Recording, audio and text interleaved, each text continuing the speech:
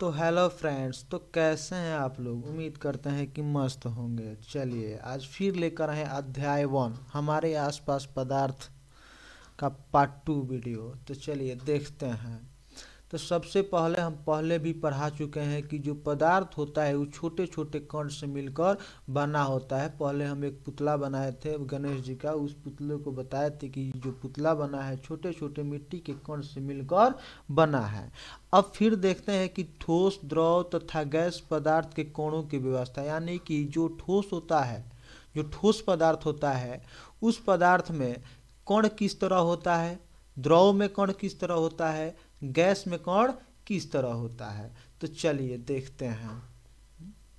तो चलिए बोल रहा है, सबसे पहले देखते हैं ठोस पदार्थ में कणों की व्यवस्था। तो देखिए यहाँ पर हम लिखे हैं, कलर थोड़ा चेंज कर लेते हैं।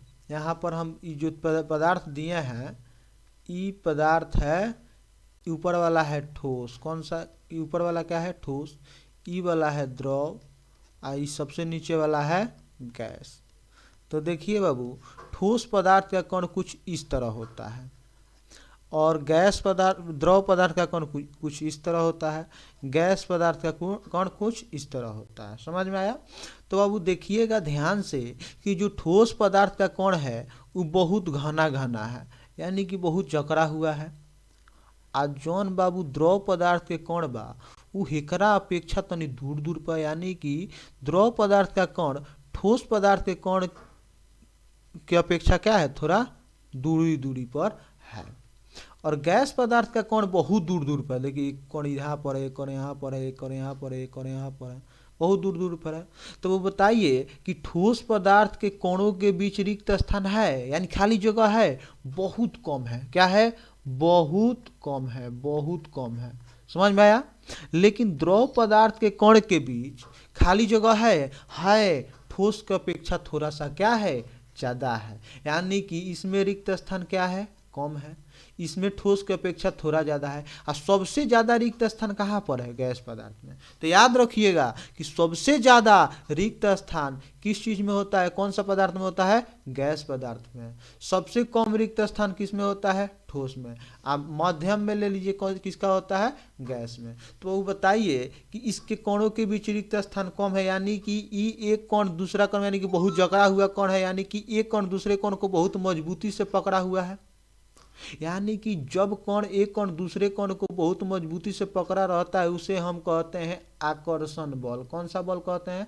आकर्षण बल। उसे कणों के बीच का आकर्षण बल कहते हैं। तो इसके कणों के बीच का आकर्षण बल क्या है? अधिक है। इसके कण के बीच आकर्षण बल क्या है? इसके अपेक्षा थोड़ा कम है। और सबसे कम आकर्षण बल किसके बीच में होता है बबुआ?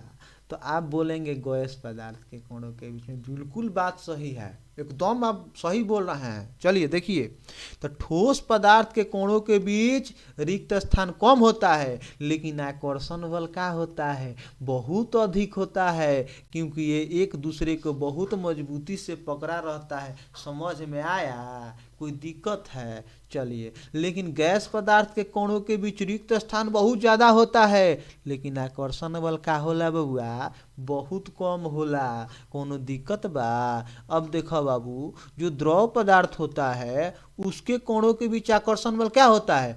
ठोस की अपेक्षा कम आकर्षण बल होता है, लेकिन द्रव की अपेक्षा ज्यादा आकर्षण बल होता है। कोई दिक्कत नहीं है। अब एक उदाहरण देंगे बाबू। अब बताइए कि आपको एक फील्ड में दौड़ाया जाए, आपको बोला जाए कि एक फील्ड, बहुत बड़ा का फील्ड है, वहां पर आप दौड़िए। तो आप दौड़ेंगे, टिक टिक टिक टिक टिक टिक दौड़िएगा।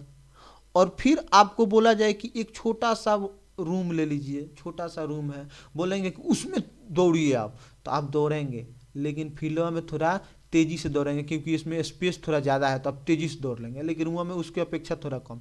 अब फिर आपको हम बोले एक ड्रम दे दें। ड्रम देखे हैं? ड्रम है, उस ड्रम में बोले कि दौड़िए, यानी ड्राम जिसको बोलते हैं भोजपुरिया भाषा में, तो ड्राम में दौड़िए। तो उसमें क्या दौड़िएगा? रुमुआ की अपेक्षा बहुत कम दौड़िएगा, बहुत कम तेजी से दौड़िएगा। यानी कहने का मतलब है कि जिसके पास जितना स्पेस रहता है उतना ही तेजी से दौड़ता है, जिसके पास जितना कम स्पेस रहेगा उतना ही कम तेजी से दौड़ेगा। यानी कि ठोस के कणों के बीच बहुत कम रिक्त स्थान होता है, इसलिए इसका कण कम गतिशील रहता है, यानी कि ठोस पदार्थ के कोणों के बीच प्रबल आकर्षण बल होता है, बहुत कम रिक्त स्थान होता है।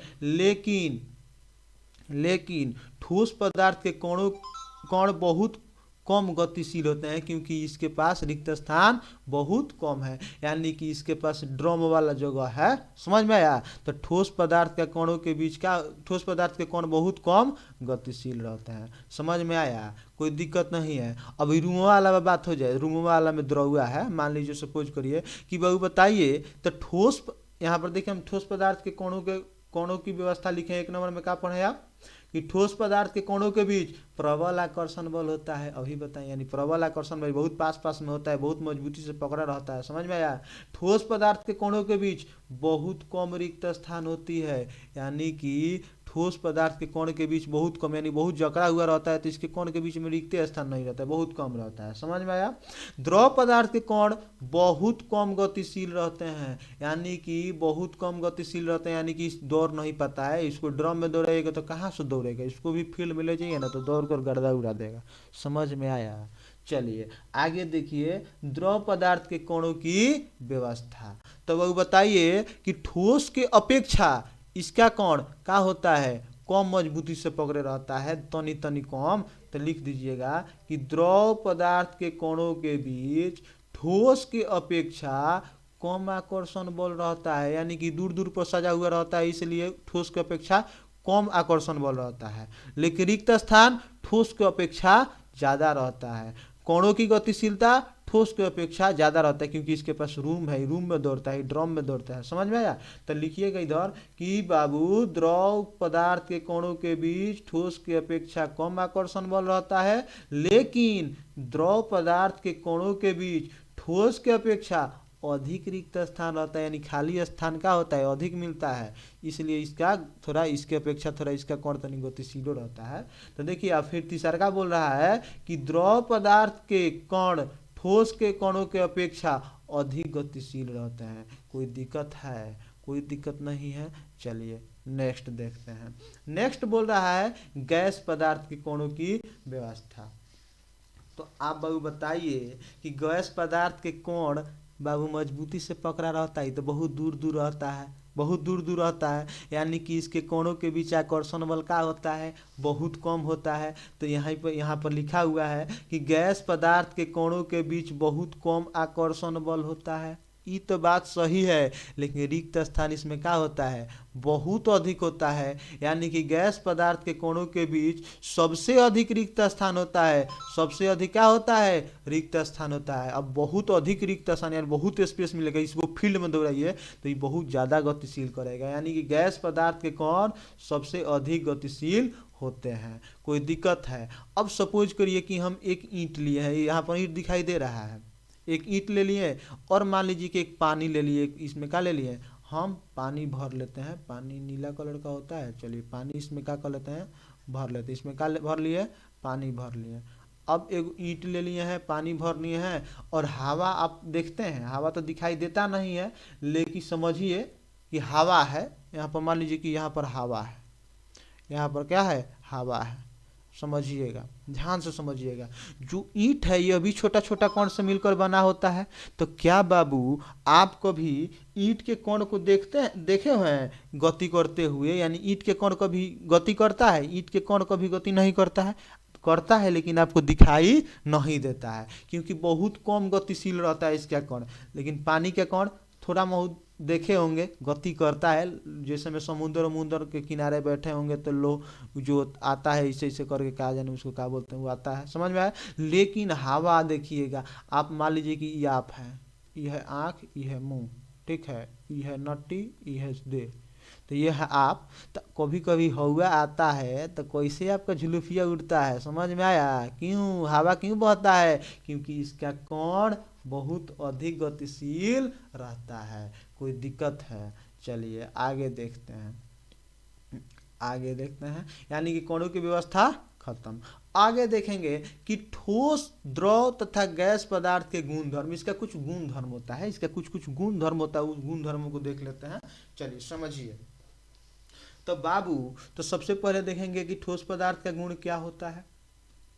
तो बाबू एक नंबर बोल रहा है कि ठोस पदार्थ यानी आकृति एवं आकार, क्या है, आकृति एवं आकार। तो ठोस पदार्थ दृढ़ होता है यानी इनका आकार एवं आकृति क्या होता है, निश्चित होता है। अब मान लीजिए ये ठोस पदार्थ है, क्या है, ठोस पदार्थ है, तो इसका आकार क्या रहेगा, ये जैसा है वैसा ही ना रहेगा जी। यानी ठोस पदार्थ का आकार क्या होता है, फिक्स होता है, वो कभी बदलता नहीं है। समझ में आया। तो इसका आकृति एवं आकार क्या होता है, क्या होता है, फिक्स होता है यानी निश्चित होता है। यह बहुत दृढ़ होता है, दृढ़ मतलब मजबूत होता है, क्या होता है, मजबूत होता है। कभी देखे पानी मजबूत होता है कि, मान लीजिए कि आपसे पूछा जाए कि पानी मजबूत होता है कि मान लीजिए कि लोहा मजबूत होता है, तो आप क्या बोलिएगा, पानी मजबूत होता है कि लोहा, तो आप बोलिएगा लोहा, पानी को आसानी से काट सकता है। समझ में आया।